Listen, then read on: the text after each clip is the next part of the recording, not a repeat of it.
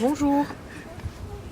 Pour les générations d'avant, la notion de date d'accouchement prévue se résumait à vers Noël, cet hiver, etc.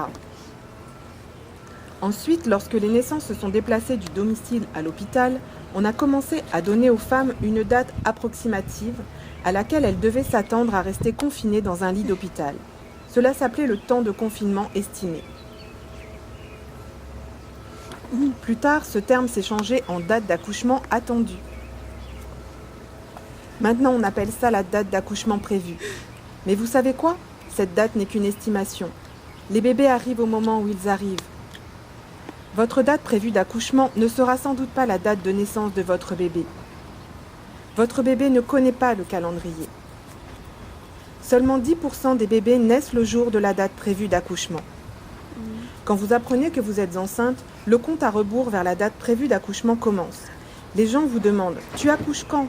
Mais il n'y a qu'une personne qui puisse répondre à cette question, c'est votre bébé. La date d'accouchement prévue pour mon fils était le 31 août et il est né 5 jours avant, le 26. Mon aîné devait naître le 3 février, il est né 2 jours avant, le 1er février. La date d'accouchement prévue pour ma fille était le 16 mars. Elle est née 11 jours avant, le 5. Mon deuxième devait naître le 27 juillet. Il est né le 2 août, soit 6 jours après. On vous donne habituellement une date prévue d'accouchement, mais les bébés peuvent arriver 2 semaines après ou 2 semaines avant. Cela veut dire que vous avez en réalité un mois prévu d'accouchement plutôt qu'une date.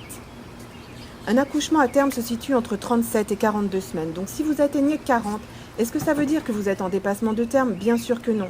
Cela veut juste dire que vous êtes toujours enceinte. Voilà ce que ça veut dire. Si vous laissez le bébé choisir sa date de naissance, cela veut dire qu'il est prêt à vivre en dehors de votre utérus. N'oubliez pas, votre date prévue d'accouchement n'est qu'une estimation. Ce n'est pas une garantie. Si vous avez dépassé le terme, profitez-en pour renforcer vos liens avec votre bébé. Discutez des rôles parentaux, projetez-vous en tant que parent, préparez la chambre du bébé. Envisagez d'annoncer à votre famille et à vos amis que vous attendez un bébé dans le courant du mois de mai, au lieu de donner une date précise. Cela vous évitera d'affronter les agressions quotidiennes des empêcheurs de tourner en rond. Alors que vous vous approchez de la rencontre, faites confiance à votre bébé. Il sait quand il est temps pour lui de faire son entrée dans le monde.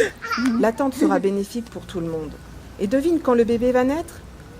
Quand? Le jour de sa naissance.